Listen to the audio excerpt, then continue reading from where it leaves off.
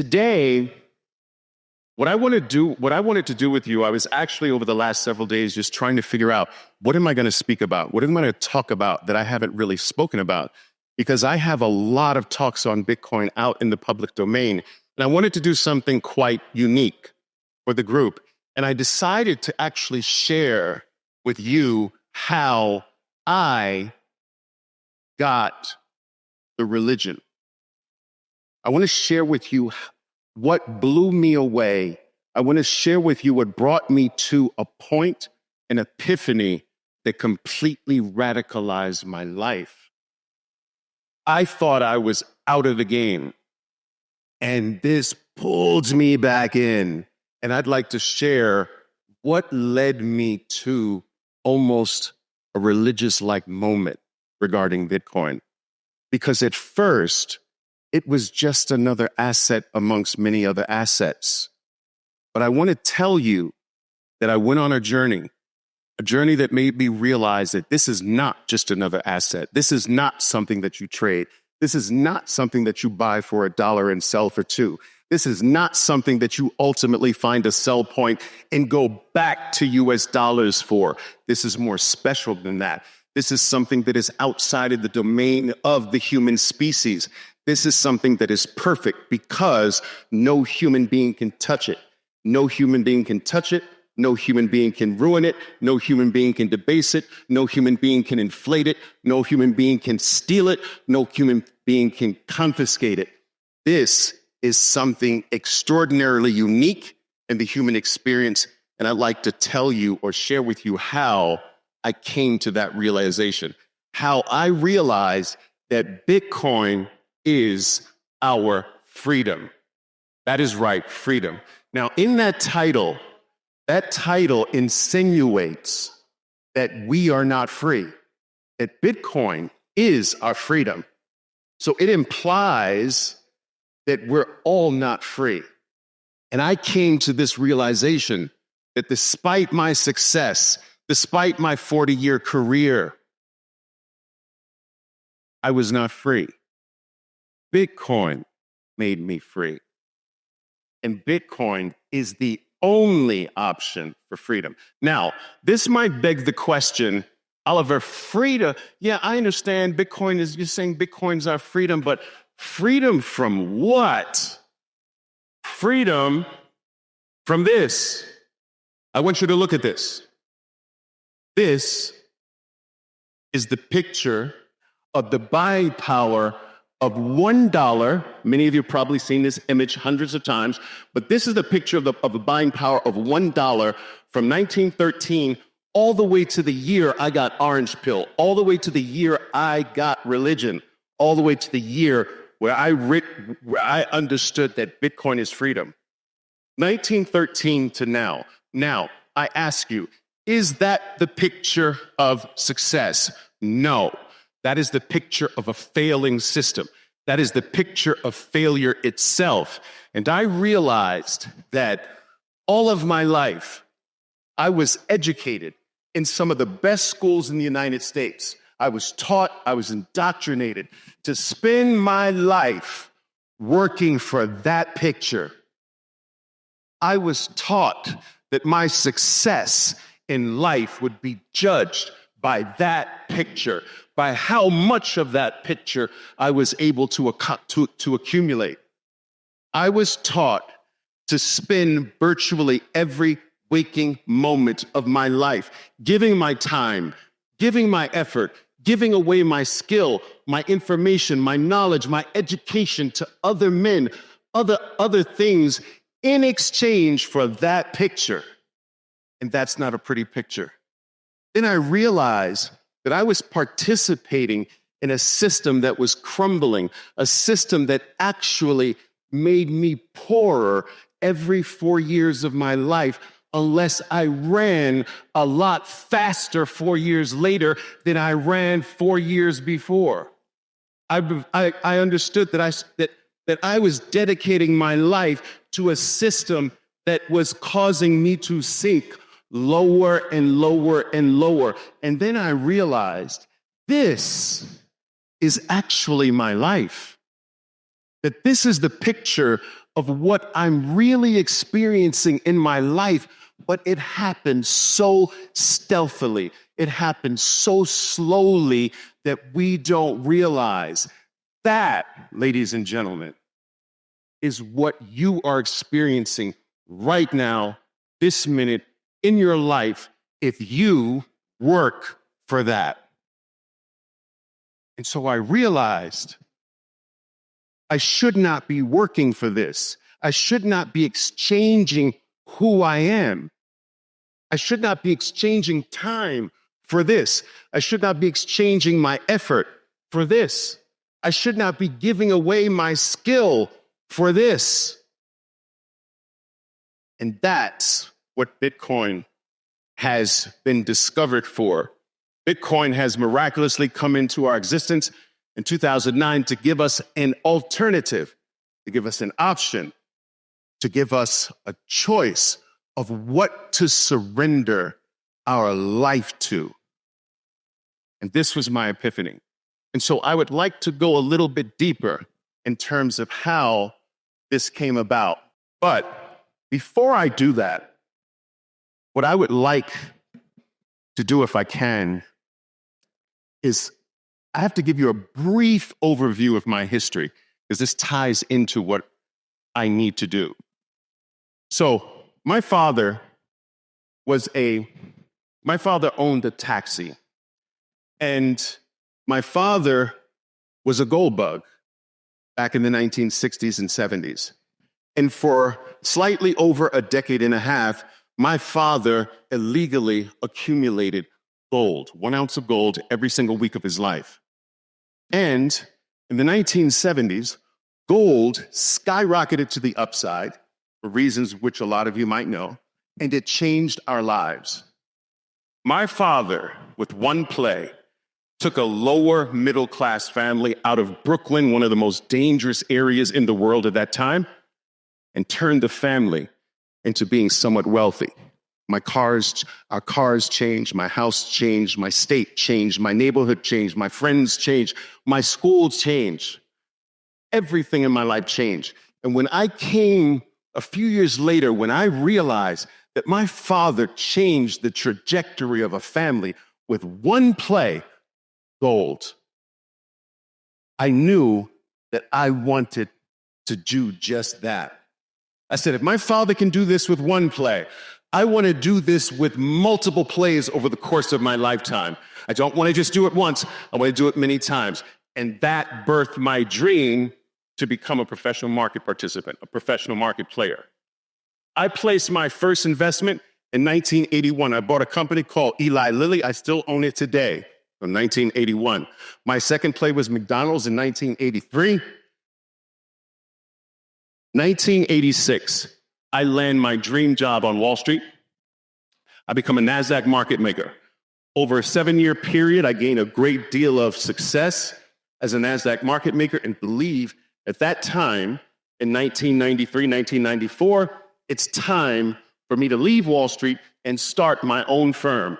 I start a company that was a high-frequency trading organization at the time, 1994, largely because I believed this thing called the internet was the future. That I believed that the internet was going to radicalize and revolutionize my trading industry.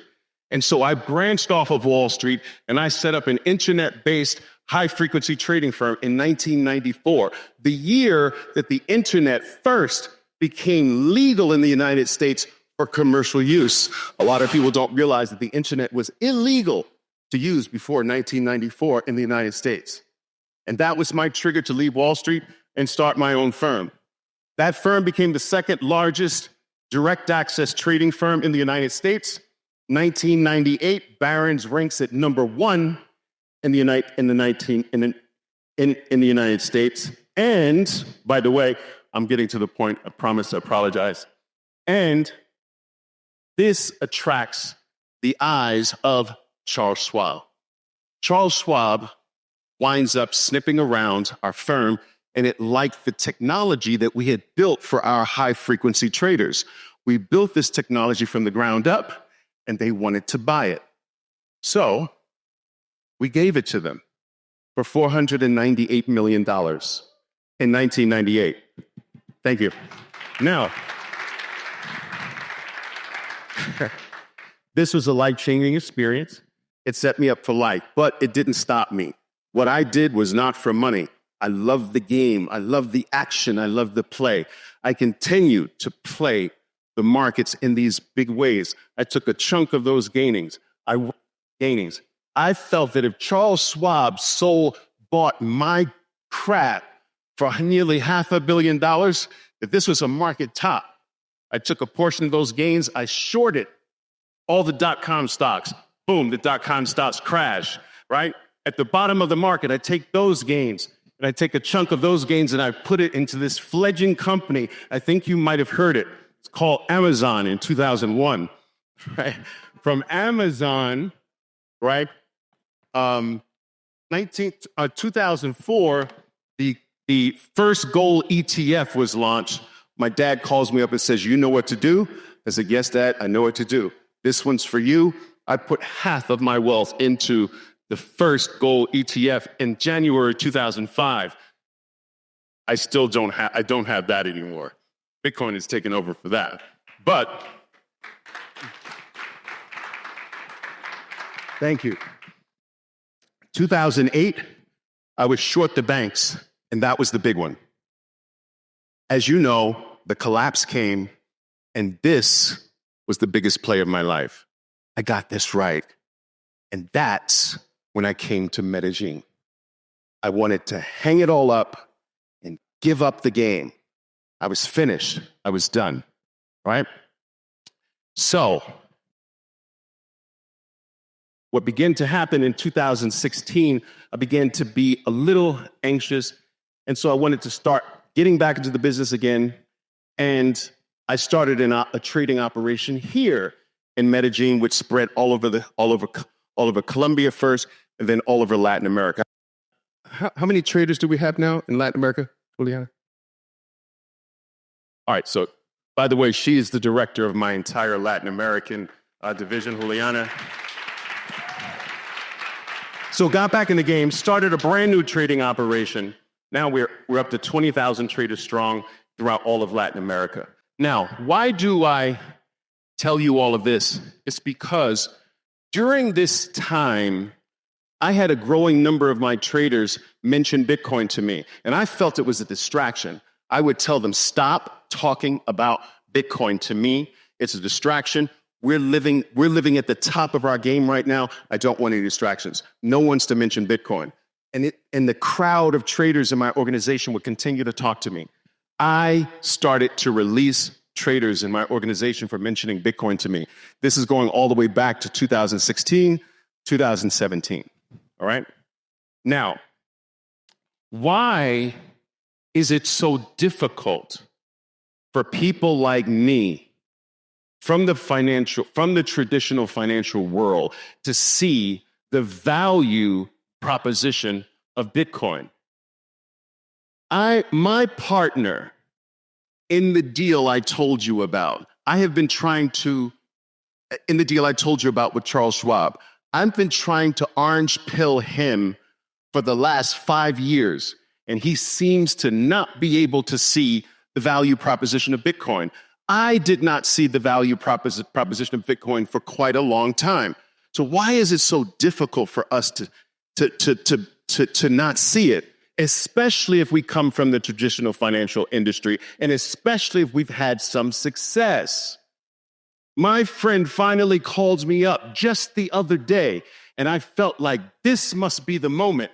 All of my talks must have worked because he's calling me, which he stopped doing because he got tired of me talking to him about Bitcoin. And this is what he said. "Oliver, another Bitcoin crash. See, I told you it had no intrinsic value." I said, "Dude, 90,000? We're crashing to the 90,000s now? 6 months we were crashing to 50,000. Now we're crashing to 90,000? But I realized this guy, as brilliant as he is, as smart as I believed myself to be, I realized that Bitcoin is not an IQ test. It's an ego test.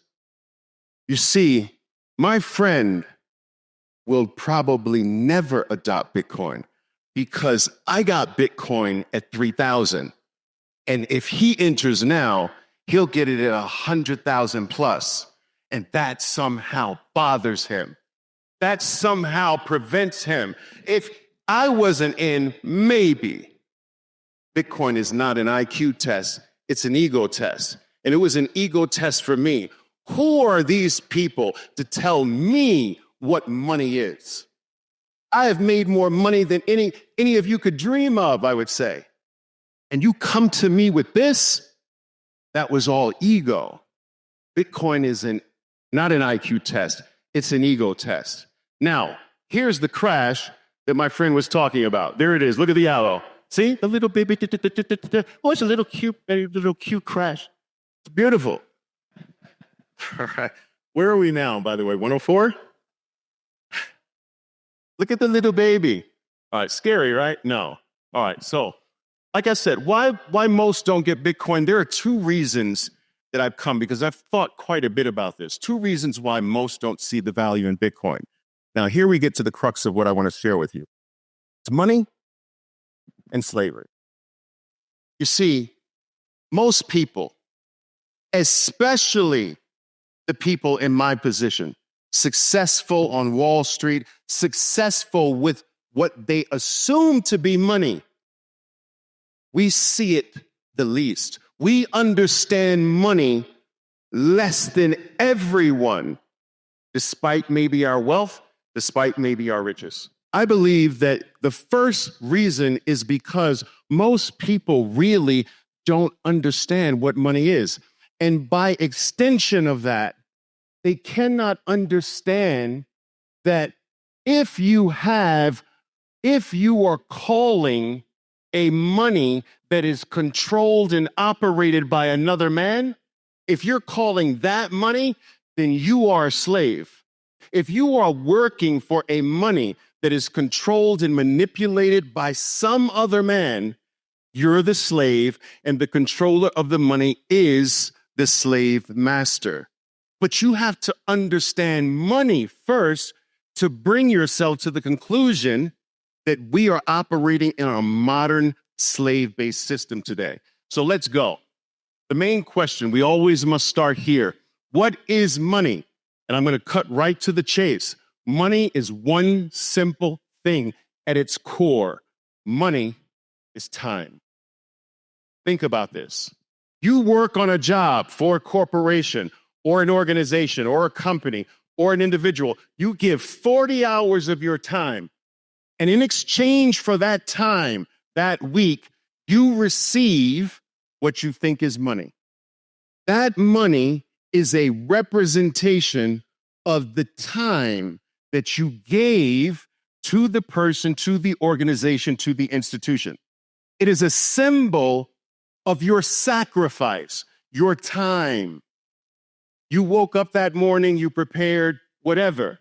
All of that time is built into the money. Your time is also imbued with your talent. So your time comes with all the talent that you have, all the knowledge that you have, all the information, all of your education, all of your skill set is inside of that time, and you give that gift away. Now, in exchange for giving that to someone, you receive a token called money, which represents the time imbued with all of your talents. This token is the symbol of your most special thing, your most valuable thing, which is your time. Now, what is time? Let's cut right to the chase. Time is the stuff that life is made up of. So think about this, guys. You're all just simply a block of time. We're all a block of time. And when that block of time disappears, we are no more, at least on this plane. Time is your most precious commodity. In fact, it's not even your commodity, it's your life. Time is the stuff that life, your very life is made up of. Now, listen to me. If time is your life and money is time, then money is your life too. Money is time. You get money, which is a symbol of your time, and your time is your life. So your money is a symbol of your life. If you see anyone that squanders their money away, they are squandering their life away. If you find someone who's irresponsible with their money, they're irresponsible with their life, the very life that they have. It is the symbol of who they are. It is the most valuable symbol of all, because it's the symbol of all of the things that are imbued in your time. Time is your life. Money is time. And that life, anyone who controls the money you give your time with controls your life. If money is time and time is your life, then he who controls the money that you give your life for is your master. Money should never be in the hands of a human being. Money should never be controlled by another man. You should never have to work and give your life, your talent, your skill, your everything for a money that someone can mix up, create out of thin air, and give to you, because that makes you, your life, in the hands of the person that creates the money. They control the time. They control your time, which is also your life. Now, it's only in modern times that we have a system where man has created money. You see, throughout history, money was never created by a human being.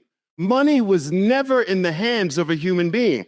Money was always, for thousands of years, created by God. Cattle used to be money. Man can't create cattle. Man didn't create cattle, right? What else? Salt used to serve as money. Man didn't create salt. What else?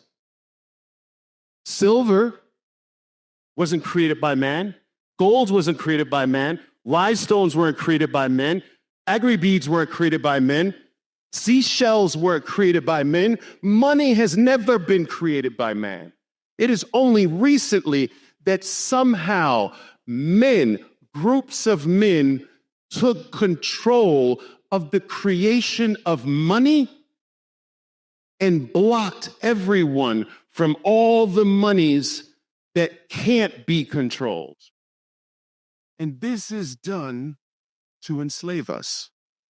You enslave us when you control the money that we give our lives for. You wake up every single day of your life, and from the time you lift your head off the pillow, you are thinking in dollars.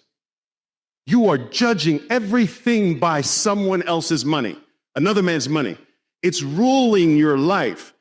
You judge whether something is worthy or not by a dollar price. You judge whether you can do something or not that you want based on a dollar price. You make all of your decisions based on a dollar. You go out and try to get dollars. You try to give things in exchange for dollars. Your whole life is dedicated to working for another man's money. And this is the slavery part. Now, modern day slavery, why we are all slaves under this system. A slave, let's define what a slave is. A slave is someone who does not own his time. If another man owns 100% of your time, you are a slave, and whoever owns the time, your time, is the slave master. So, by definition, a 100% slave is someone who does not own his own time. Okay? Now, and the second part of the definition, a slave, a 100% slave, is someone that 100% of the fruits of their labor from that time, it's not even theirs either. So not only is your time not yours when you're a slave, whatever that time creates or produced belongs to another man too. That is a 100% slave. This type of slavery used to exist, but remember, when 100% slavery existed, you can only apply that to small groups. You can't apply that to everyone. No one's going to buy into everyone, but you can conquer a small portion of human society and subject them to this brutal 100% slavery. But what if you wanted to enslave the entire world, not just one group? What would you do? You can't apply a 100% slave strategy. That's not going to work. Well, what would work for everybody? What if we could bring everybody under a slave-based system? What if we knocked it down? 80%? No, I don't think that's going to work. What if we knocked it down to 40%? What if we require everyone to give up 40% on average? I know taxes are different across different parts of the world, but this is an average. What if we could put everyone under the system where 40% of all of their time and 40% of all of what they produce from that time goes into the system, comes to us? So what would you call this? Would you call this free? 100% is certainly not free. Would you call this free? Well, 40%. A 40% slave. I'm going to show you that it says 40%, but you're going to find out that it's actually more because there's a trick involved in here. So look, what plantation do you belong to, by the way? What plantation? Wait, which one? Which plantation? Is it the United States? Is it Canada? These are modern day plantations, guys. You are born by no choice of your own on a piece of land. You are immediately stamped and branded like a slave with a number. Why? Because this is a big ass plantation, right? You are branded with a number, a social security number, a cellular, right? You are forced and told that you must work on this plantation for a coupon that we create for this plantation. Other plantations have their own coupon, but you were born on this plantation and you must spend the rest of your life working for our coupon. We don't have to work for it, but you have to work every day of your life until you die for our piece of paper, our coupon. You will work for this forever here, just because you happen to be born on this piece of land. We give you no choice. And if you want to visit other plantations, you can. Maybe you have to seek permission. If we give you permission, we are going to brand you and let every other plantation know who you are owned by. You're my slave, and I want the world to know it. All right. This is the system. Now, a lot of people on these plantations think it is possible to own something, but in truth, you are working your entire life to own nothing. Many of you might even have properties that you think are actually your own. You might own your property, yet the deed sits in some bank somewhere. And even if you happen to have paid your property off, you are still paying taxes forever until the day you die. News alert. If you have to pay for something forever until you die, it's not yours. Do you understand this?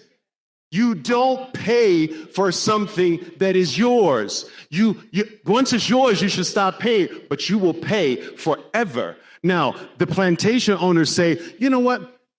We can call it yours. We know it's really not yours, but we can call it yours. We'll let you say you own it, but I can take it anytime I want to. I can take it by eminent domain, and if you ever stop paying me, you'll find out who the real owner is. You're a sharecropper.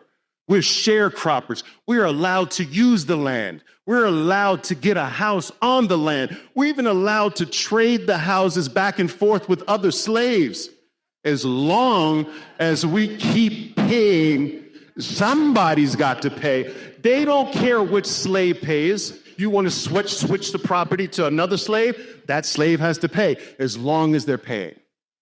Now, what are they really extracting, though? They create the money. So is it the money that they need? They can create that. Why do they need it? It's your time. They're extracting your life. The paper, they can make that. That's your time. It's a representation of your very being that is being stolen. This is what Bitcoin frees us from. It frees us from this tyranny of us having to give 40% of our time, 40% of the fruits of our labor to a system that hates us. Now, you will work for this coupon for the rest of your life. From January to April or May, all of that is mine. The plantation owners say the first 3 to 4 months out of every year belongs to me. You can have the rest, but the first belongs to me. Most people who work are working 4 to 5 months to pay their taxes and everything else they need to pay.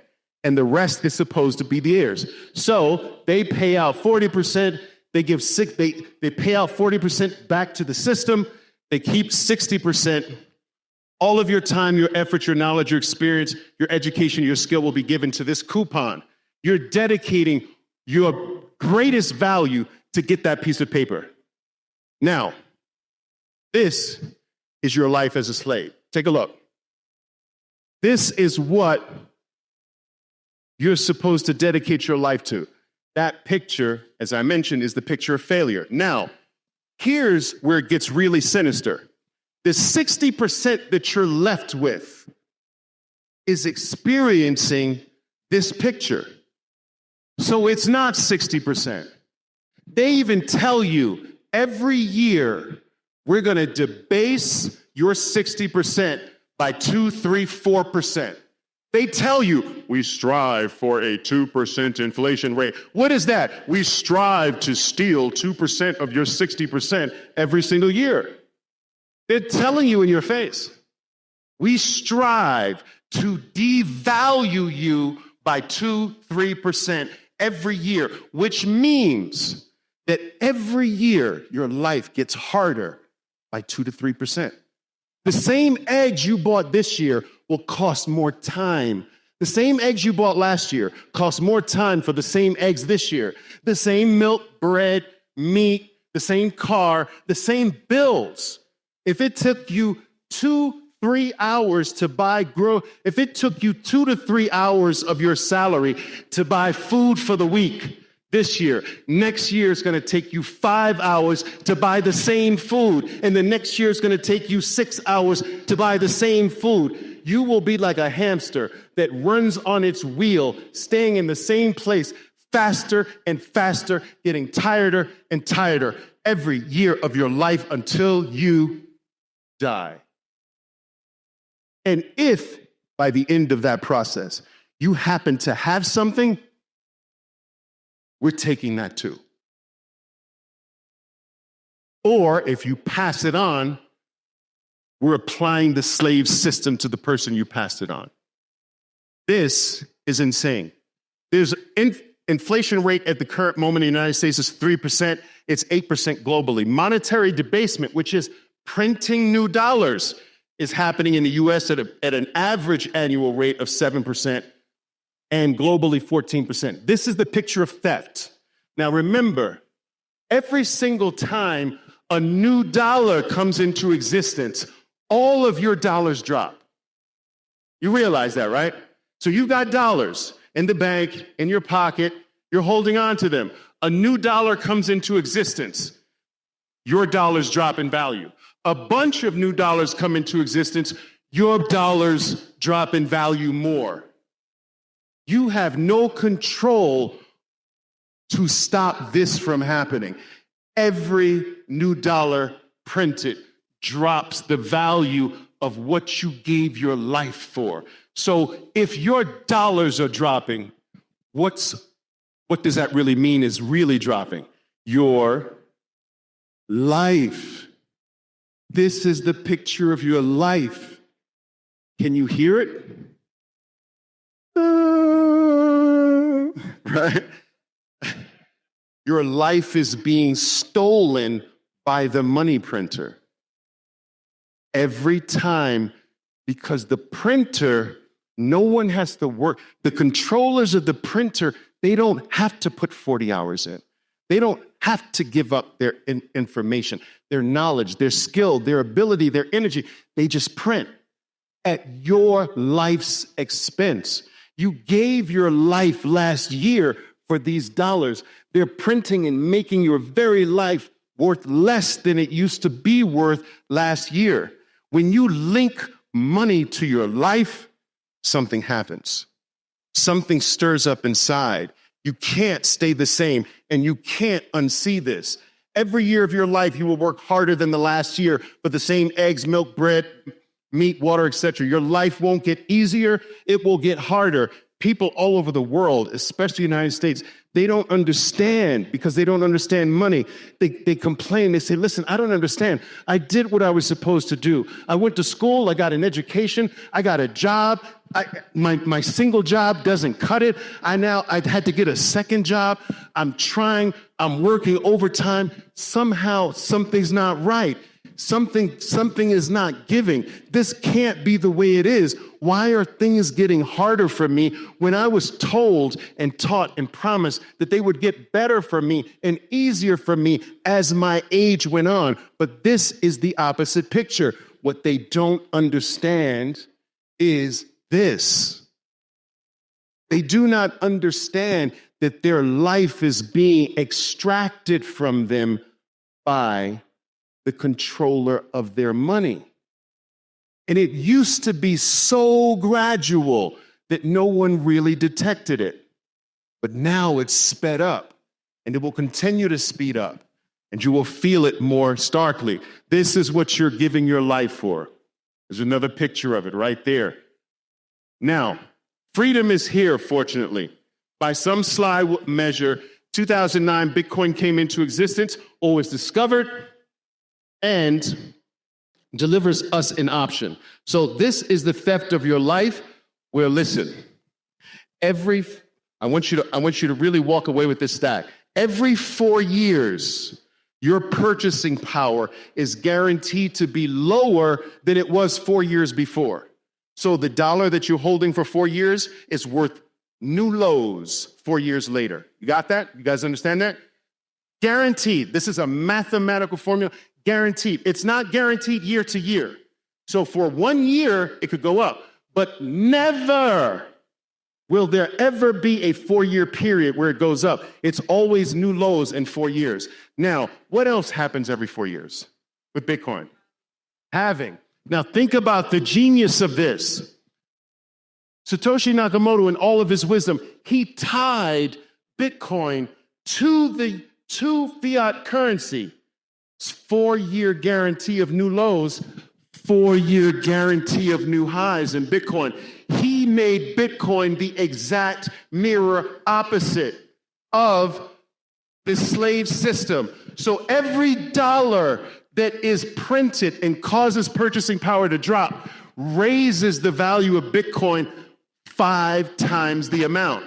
1 new dollar printed in fiat raises the value of Bitcoin the equivalent of 5. Every new dollar that's printed drops the value of the dollar, raises the value of Bitcoin. So he tied the success of the item to the theft. The more they steal from us now, the higher, the more valuable Bitcoin becomes. Every time a politician lies, Bitcoin's value jumps. Every time they steal, Bitcoin values jumps. Every time they debase us, Bitcoin value jumps. It is literally the mirror opposite of the theft-based system. That's the picture of freedom. This is exactly the opposite picture of that. It is an exact lockstep. But again, the rise, Bitcoin is guaranteed. Some people disagree with me, but this is what I truly believe. Bitcoin is guaranteed to make you wealthier every 4 years of your life. Bitcoin is guaranteed, not every year, but guaranteed mathematically every 4 years to raise who you are, to increase who you are, to make you wealthier, to make you richer, to make you more free, to make you more financially independent. Every 4 years of your life, forever, without fail, no exceptions. Why? Because never in your lifetime will fiat currencies not hit a new all-time low every 4 years of your life. And if fiat currencies hit a purchasing power all-time new low every 4 years, Bitcoin hits an all-time new high every 4 years. For the first time in the history of humanity, we have certainty. We have something that is as certain as night follows the day. We never had certainty before. Why? Because everything that we had to rely on was created and controlled by men. Every time, and man is an imperfect and will always fail us. Every single one of you have been failed by every single human being in your life. Think about this. Your mother, your father, your children. At one point or another, they failed you. I know. I'm a dad. I'm a father. Money should not be in the hands of human beings. Money should not be controlled by human beings. A global, unified, globally accepted money should be something that for the most part comes from God. For every new dollar printed, Bitcoin's value increases on average by a factor of 5. This on the right is the mirror opposite of the picture on the left, just a shorter time frame. All right? Now, how to become free?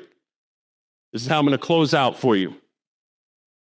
I've come up with something that I've managed to so far through my Bitcoin club, Orange Pill, 14,000 plus Bitcoiners around the world. I'm very proud of that. We have a very unique way of determining who's orange pilled and who's not. And this is something that I pound the table on with them, and I'm going to share it with you. How to use Bitcoin to become free. Now, here's the formula. Every quarter, we have no choice but to work in the current system for the coupon that is attached to our plantation. If you're American, you have no choice. You must give your talents for that coupon. But now we can take that coupon when we receive it and we can dump it into a completely different system very quickly. We receive the coupon and dump it into the new system. By this process, you are sucking value out of the corrupt system and giving it to be washed and purified by the new system called Bitcoin. Now, should that arrow ever go back the other way? Should you go back to slavery? Should you go back to the left? You should always, that should be a one-way arrow, right? You don't get freed from prison and say, okay, so when do I go back? Oliver, but when do I sell back to dollars? Never. Never. This is not intelligent. There's no reason to go back. Now, every quarter, if you make sure that you have more Bitcoin this quarter than last quarter, and you do that for the rest of your life, or for as long as someone is stupid enough to hand over the scarcest, purest, hardest money human beings have ever had for a coupon, you do that trade every single time and twice on Sunday. This may not last. I believe that it is possible at one point in the future that no one accepts government printed money for Bitcoin, right? I believe that that is possible in the future. I believe our time is potentially limited, all right? But every quarter, you make sure that you have more Bitcoin than you had last quarter, and you do this forever. There's no expiration to this. There's no end, right? As long as you're receiving the slave money, you put the slave money into the freedom money, and you never come back the other way. This is my message. Now, if you can do this more frequently, not just every quarter, but every month or every week, that's even better. But a quarter will do. And every single one of you can do this. There are no excuses. But Oliver, I don't really make a lot of money. It doesn't matter. You do it according to the level that you are.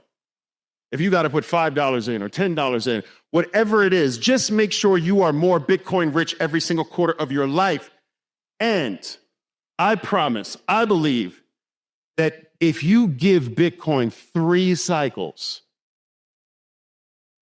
it will lift you out of the old system forever and give you generational wealth that will have your children's children's children's children remembering your name. 3 quarters. But Oliver, that's 12 years. 12 years is going to come whether you like it or not. Why not let 12 years come with the Bitcoin than have it come without the Bitcoin? All right? Now, I believe our time is running out. Every quarter have more Bitcoin than you had last. Use every dollar you do not need for this, right? I'm not one of these Bitcoiners. I know some people might disagree with me here. I'm not one of these Bitcoiners that you sit on, you sell your chairs, you sit on the floor, and you live a poor person's life. That ain't me. I'm not doing that, all right? But if I don't need this right now, it's going into Bitcoin, and it's never coming back the other way. Whatever you don't need, all of you have something that you don't need. Just put it there. In 3 cycles, you will be free, in my opinion, forever. This, in my opinion, is a mathematical guarantee because every 4 years, fiat currency reaches a new low, which is a guarantee that Bitcoin reaches a new high, all-time new high, because it is tied to be the opposite. Now, the attack on Bitcoin is up, people. It is not down. Please get this out of your mind. Oh, I think they're manipulating Bitcoin to bring it down, to crash Bitcoin. You don't understand. They don't want you to have Bitcoin. Crashing it brings it to you. So where's the attack? If they want to take Bitcoin out of your possibility of really getting it, what do they do with the price? What do? They raise it as high as possible.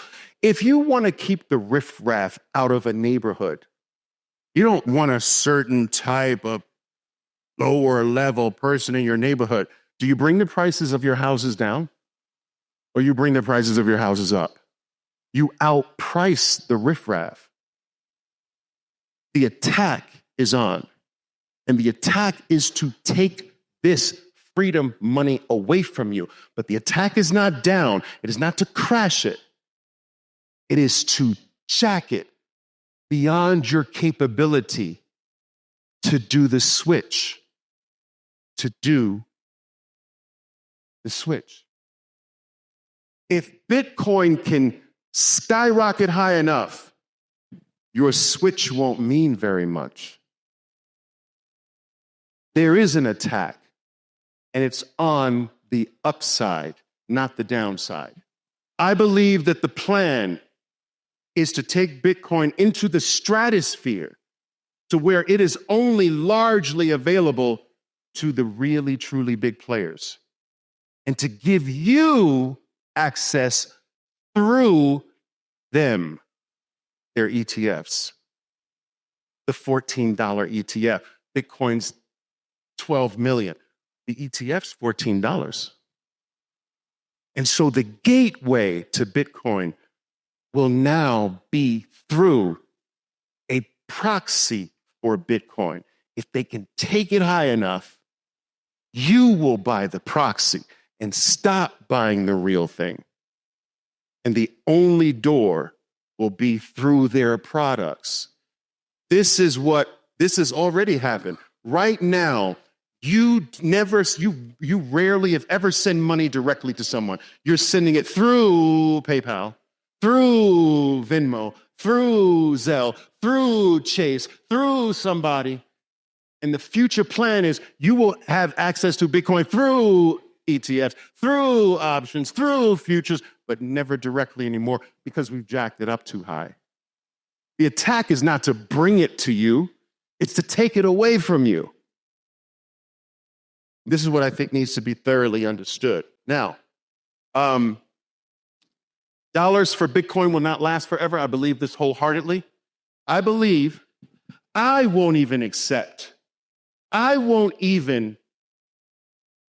give you my Bitcoin for dollars. I won't give you my Bitcoin for Colombian pesos. You think I'm the only one who will not give up their Bitcoin for $1? Do you think the numbers of Oliver Velez's aren't increasing by the hour, by the week, by the day, by the month? Ultimately, no one is going to accept. This is Gresham's law going to Tyr's law. Are you familiar with Gresham's law? Gresham's law says what? Which one? It says?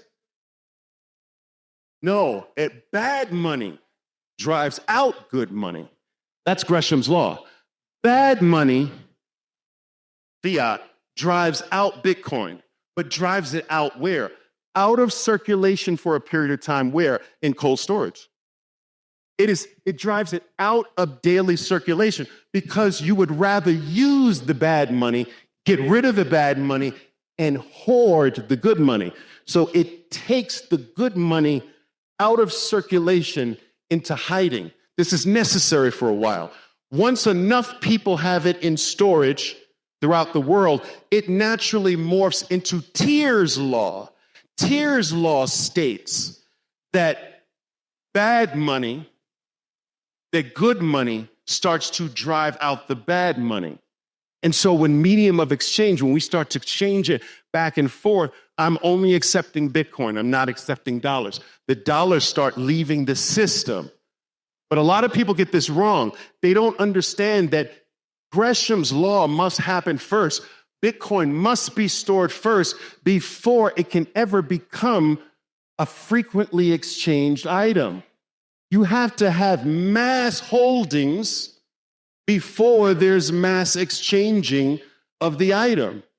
You can't have a thriving medium of exchange market if no one has it. And don't tell me that enough people have it now. I'm tired of that. Stop telling me that there's a lot of Bitcoin adoption because how many of your friends have Bitcoin? Find them for me. How many of your neighbors?